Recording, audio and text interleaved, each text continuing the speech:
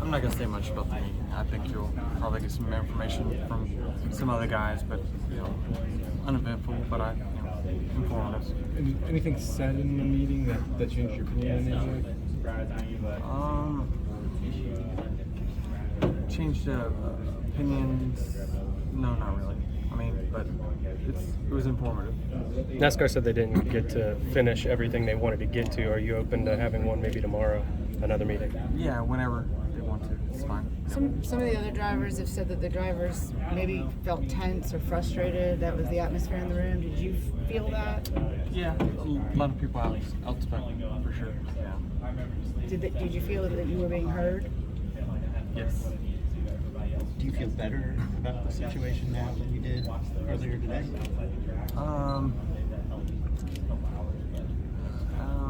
I think there's a sense of urgency on their part, yes. Would we have gotten to this point if you and Kevin specifically weren't so aggressive and kind of forcing the issue? Is that what it took to have this day happen? Maybe.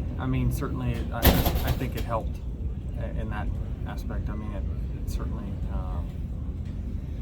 it probably helped the situation, the urgency that got behind the momentum that we got on that right now, for sure. What do you think of Byron's penalty being revised and him getting his points back? Yeah, it was fortunate for him, unfortunate for me. And do you feel it was a proper decision? NASCAR made their decision, and it's just 3 guys that said that it was different. It was interesting that they raised the fine but took the points away. Super interesting, for sure. Has the new finally come out and muzzled you? Because this isn't the traditional talkative Denny we've seen the last few weeks. No, I'm trying to concentrate on get through this round. It's, there's plenty of other people starting to speak out now, which is good, and not all the sound bites got to come from me. From that aspect, are you frustrated that we're at the midpoint of the playoffs and we're not talking about racing? Well, it's not frustrating for me. It's probably frustrating for sanctioning body for sure. They had some good momentum early in this year, but now everything's kind of caving in on them a little bit from every side. But it's just kind of eventually things do catch up.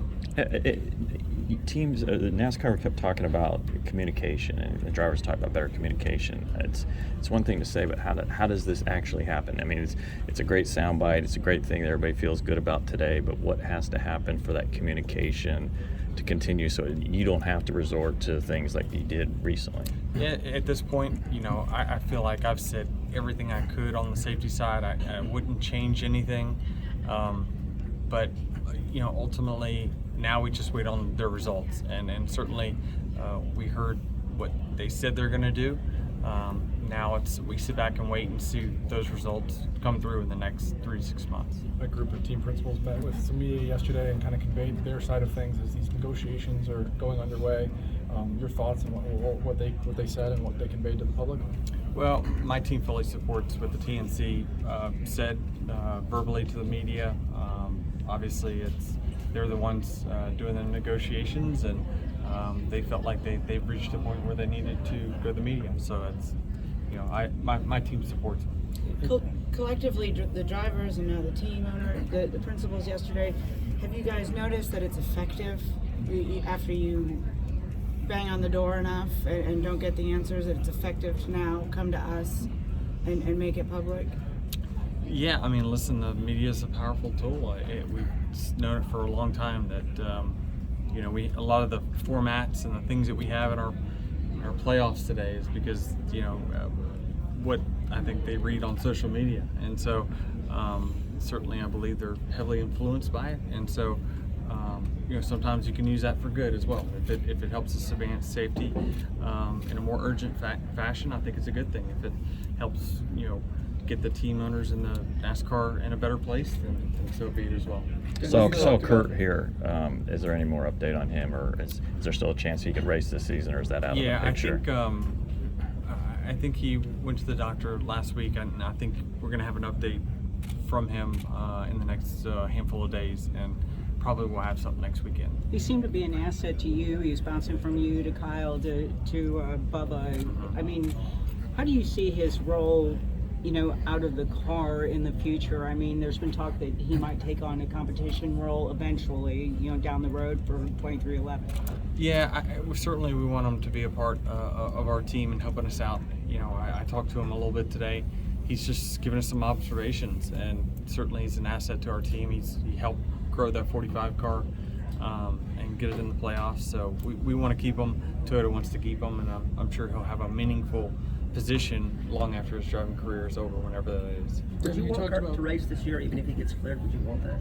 I'm up for whatever. We kind of, certainly, it really won't matter to us. I think, it's kind of whatever he feels comfortable with. The point situation, he could do as good as Bubba or Ty's doing. So I think that certainly we're indifferent on it, to be honest with you. Why Shawshank Redemption? It's my favorite movie. It's a good movie. Yeah, great scene too. What is the quickest thing NASCAR could do to fix something, whether it be minor or big, that would make you guys, kind of be like, okay, we got the wheels going with this, and we see some change actually happening? Yeah, I think they kind of went through all that, and I think that a lot of times I think we try to blame it on communication, but ultimately you really got to have the infrastructure within your company to make changes quickly. When we talk about cutting costs and stuff like that, that's when they come up with a rule change on Thursday, like if we cut our people, we can't get changes done. So that's really important. Even in NASCAR, that they have a bunch of layoffs as well. So you've got to make sure you have the infrastructure to make sure that you can make changes quickly, and that's maybe something that they could look at in the future as to how do they get bigger and better and more efficient and changes when we need them. Denny, you talked about your focus is on tomorrow. What is your approach for this weekend, and what do you feel like you guys need to do between today and tomorrow to give yourselves a chance to compete for the win? Yeah, it's about trying to get to a number, trying to get to a points number that we feel comfortable with, and you try to run all the simulations and models you can to figure out everyone's history at the track and what do you typically have to do. But ultimately, I'm gonna try to get the best finish possible. If I can somehow get stage points, which certainly when we're starting is going to be difficult, we're going to do it. So whatever we have to do to try to scratch and claw, it certainly, in the end of the day, it's probably going to be pretty close. What do you think about the Ford car being the random and then going to the RDC And the 19. and the 19 and having an issue? Yeah, I don't know specifically about what it was, so I don't, as far as being the random or being the random again, I'm not really sure. Is it coincidental? Yes, but who knows, right? I don't know what the process is of being a random. Certainly, when we got, busted at Pocono, we were transparent because it was so obvious that what are we doing here? Even when the rap pulls back and the crew chief says, what the hell's that? Then there's a problem. So, we don't know. If there's something wrong, they have to continue to police it like they have all year, because the minute they kind of let one thing start to slide, we end up building a whole department around how we're going to make that part better. Do you think the 11's going to be a random here soon? No, I do not. Are they checking tire pressures yet? Yeah, not that I know of. I know back in the day when they did that, when I came in the sport in 2005, I think that was during the Levigation times at Charlotte. They had a lot more officials on pit road. Yeah. I think they cut back their staff enough that I'm not sure that's possible. But maybe it is, but I'm not sure. Yeah. Do we need more suppliers to expedite the improvements that they're proposing? I'm not sure. Certainly when you have a single source supplier, everything revolves around them. And what happens when they have someone out with COVID, or they have a workforce layoff, or they're not paying enough so people quit? It makes it tough when you have single source. You're putting all your eggs in one basket. But I think they have contracts for those guys, and so I'm not sure how flexible they could be. But certainly, if you could have different avenues, it would be good. But then you would have quality control issues, is that maybe one's better than the other. So it's a slippery slope for sure. How did your car feel compared to other road course races this year? it's just as bad. No, with you guys obviously in Trackhouse as a outside investor, Pitbull, you guys have Michael Jordan. When it comes to